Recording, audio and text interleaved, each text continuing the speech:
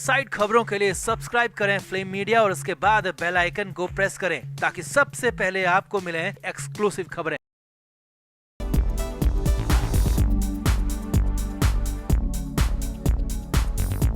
तो मुंबई के बहुत बड़े स्कैम पात्रा चौल केस में बहुत बड़ी अपडेट निकलकर सामने आ रही है। खबर है कि जिस पात्रा चौल केस में संजय राउत ने जेल की हवा खाई थी, उसी केस की इकलौती महिला गवाह को जान से मारने की धमकियां मिल रही है। बयान न बदला तो जान से मारने की धमकियां दी जा रही है। जी हां, अगस्त 2022 में मनी लॉन्ड्रिंग से जुड़े पात्रा चौल केस में ईडी ने संजय राउत को अरेस्ट किया था। उसी केस की महिला गवाह ने अब रो रो कर अपनी दुर्दशा बताई है और साफ कहा है कि उन्हें केस के मुख्य आरोपी की तरफ से जान से मारने की धमकियां मिल रही है। तो क्या है पूरा मामला? कौन धमका रहा है महिला गवाह को? क्या इसके पीछे संजय राउत का हाथ हो सकता है? आपको पूरी डिटेल खबर दिखाते हैं। आप भी वीडियो को शेयर करें और अपनी राय कमेंट बॉक्स में जरूर दें।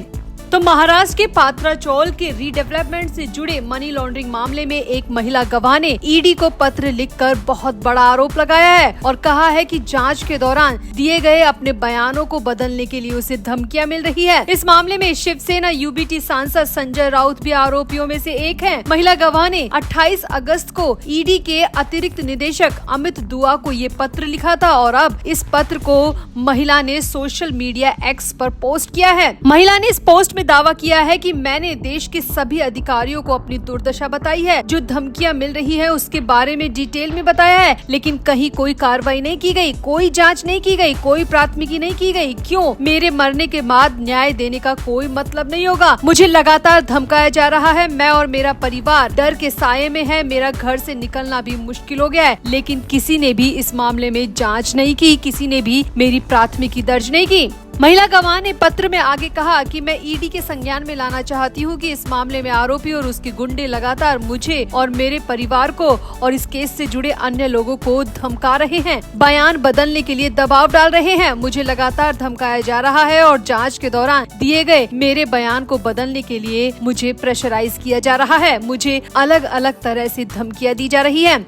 महिला ने दावा किया कि मुझे इस केस में संजय राउत और उनके परिवार के सदस्यों के नाम नहीं लेने के लिए दबाव डाला जा रहा है। जमीन और संपत्तियों के मालिकाना हक में संजय राउत और उनके परिवार का नाम न लिया जाए, इसके लिए मुझ पर दबाव डाला जा रहा है। महिला ने कहा कि मैं ईडी के अधिकारियों से हाथ जोड़कर निवेदन करती हूँ कि मुझे इन धमकियों से छुटकारा दिलवाया जाए और मेरी जान की सुरक्षा की जाए। वहीं इस मामले में शिवसेना एकनाथ शिंदे के एक नेता ने भी अपना कमेंट किया है और कहा है कि ये मामला मुख्यमंत्री एकनाथ शिंदे और मुंबई के पुलिस आयुक्त के सामने उठाया जाएगा और महिला को जल्द ही इंसाफ दिलाया जाएगा और जो भी धमकियां दे रहे हैं उनके खिलाफ भी सख्त कदम उठाया जाएगा। हालांकि इस मामले में ये साफ नहीं हो पाया कि महिला को धमकियां कौन दे रहा है, लेकिन पात्रा चौल में महिला ने बार बार कहा है कि मुख्य आरोपी की तरफ से धमकियां मिल रही है और इस मामले में संजय राउत भी मुख्य आरोपी रहे हैं। तो आपको यहाँ पर बता दें कि पात्रा चौल केस है क्या। तो दरअसल में पात्रा चौल मुंबई में बन रही थी और इसके रीडेवलपमेंट के नाम पर मनी लॉन्ड्रिंग की गई और इस मामले में संजय राउत भी मुख्य आरोपी है। संजय राउत को ईडी ने पात्रा चौल के पुनर्विकास से जुड़े धन शोधन मामले में अगस्त 2022 को गिरफ्तार किया था।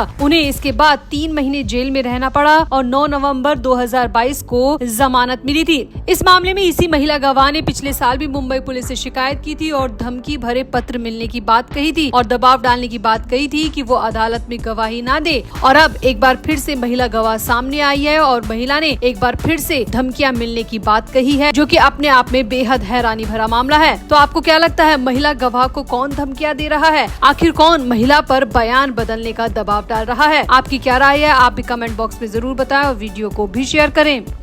तो प्रधानमंत्री नरेंद्र मोदी ने सिंधु दुर्ग में छत्रपति शिवाजी महाराज की प्रतिमा ढहने की घटना पर माफी मांगी है। इस पर शिवसेना यूबीटी नेता संजय राउत की एक बार नहीं बल्कि 2 बार प्रतिक्रिया सामने आई है और राउत प्रतिक्रिया देने के चक्कर में हर मर्यादा को पार कर गए। पहले तो राउत ने कहा कि ऐसे पीएम के सिर पर जूता मारना चाहिए। अब चाहे घटना जो भी हो, किसी भी प्रधानमंत्री के लिए ऐसे शब्दों का इस्तेमाल करना किसी को भी शोभा नहीं देता। अब राउत के इस बयान पर बवाल बढ़ ही रहा था कि राउत ने एक बार फिर से बयान दे दिया और कह दिया दिया कि मोदी को तो रोज सिर झुकाकर हमसे माफी मांगनी पड़ेगी, जिस पर तो महाविकास अघाड़ी में हंगामा हो गया। तो अघाड़ी की मीटिंग में क्या हुआ वो भी बताएंगे, मगर राउत ने क्या कहा पहले ये भी देख लो। तो मीडिया से बातचीत में संजय राउत ने कहा कि माफी मांगो और छूट जाओ, यही है उनका। अगर सच्चे मन से पीएम माफी मांगते हैं तो 5 साल पहले 40 जवानों की हत्या हुई थी, देश दुखी हुआ था, उस वक्त देश से माफी मांगनी चाहिए थी, मगर उस वक्त तो पीएम अपनी नाकामी को छिपा कर बैठ गए थे। राउत ने आगे कहा, जम्मू कश्मीर में जिस तरह से घटनाएं हुई हैं, कश्मीरी पंडितों की घर वापसी का वादा पूरा नहीं हुआ,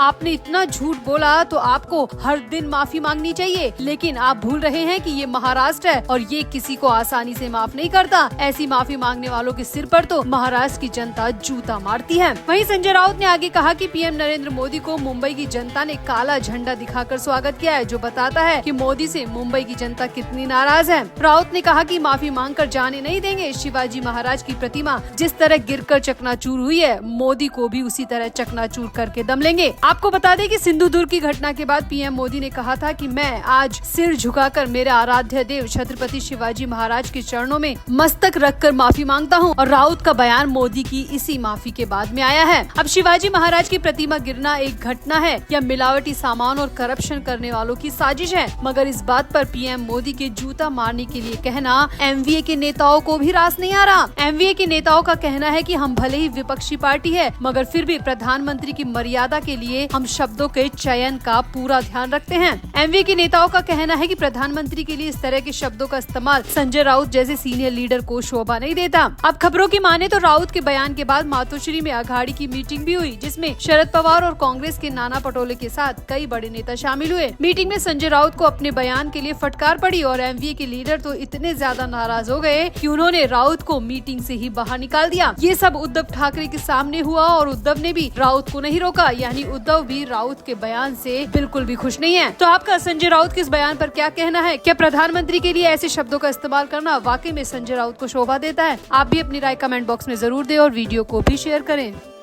महाराष्ट्र के सिंधुदुर्ग में राजकोट किले में 2 दिन पहले गिरी छत्रपति शिवाजी की प्रतिमा को लेकर राजनीतिक विवाद और भी तेज होते जा रहे हैं। शिवसेना यूबीटी नेता आदित्य ठाकरे और भाजपा सांसद नारायण राणे अपने अपने समर्थकों के साथ एक ही समय पर राजकोट के किले में पहुंचे, जहां पर शिवाजी की प्रतिमा गिरी थी। वहीं पर आदित्य ठाकरे और नारायण राणे एक साथ पहुंच गए और यहां दोनों के समर्थक आपस में बुरी तरह भिड़ गए, जिसके वीडियो सोशल मीडिया पर खूब वायरल हो रहे हैं और साफ देखा जा सकता है कि किस तरह आदित्य ठाकरे और नारायण राणे के बीच विवाद हो रहा है, जमकर बहस हो रही है। देखकर लग रहा है कि मामला मारपीट तक पहुंच गया। खबर है कि आदित्य ठाकरे किले में अपने समर्थकों के साथ चर्चा कर रहे थे। इसी दौरान नारायण राणे अपने बेटे नीलेश राणे और बीजेपी कार्यकर्ताओं के साथ राजकोट किले में पहुंच गए। यहां तैनात पुलिस अधिकारियों से उनकी बहस होने लगी। इसके बाद ठाकरे समर्थकों से राणे के समर्थक भिड़ गए और दोनों के बीच जमकर धक्का मुक्की हुई, जूतम पैजार हुई। मीडिया रिपोर्ट्स के मुताबिक बीजेपी कार्यकर्ताओं को देखते ही ठाकरे के समर्थक बुरी तरह भड़क गए। घटना के बाद खुद आदित्य ठाकरे ने कहा कि यहाँ जो हुआ वो दुर्भाग्यपूर्ण है। शिवाजी महाराज के किले पर राजनीति नहीं करनी चाहिए थी। पहले ही शिवाजी महाराज की प्रतिमा गिर चुकी है, जो कि पूरे महाराष्ट्र के लिए शर्म की बात है, और इसके बाद इस तरह उसी जगह पर आकर राजनीति करना बेहद गलत है। अब मीडिया रिपोर्ट्स की माने तो हैरानी की बात यह है कि जब सब कुछ यहाँ पर चल रहा था, विवाद चल रहा था, धक्का मुक्की और मारपीट हो रही थी, उस वक्त खुद संजय राउत भी वहाँ पर मौजूद थे। लेकिन संजय राउत किले के अंदर नहीं आए, बल्कि किले के बाहर अपनी कार में से सब कुछ देख रहे थे। वहाँ मौजूद मीडिया की माने तो आदित्य ठाकरे अकेले ही नारायण राणे और उनके बेटे के साथ विवाद कर रहे थे, बहस कर रहे थे, लेकिन संजय राउत ने कार से उतरकर विवाद को सुलझाने की या समझाइश की कोई कोशिश नहीं की, बल्कि वो कार में से बैठे बैठे सब कुछ देख रहे थे, जिसे देखकर वहाँ पर मौजूद ठाकरे के समर्थकों को भी बेहद हैरानी हुई।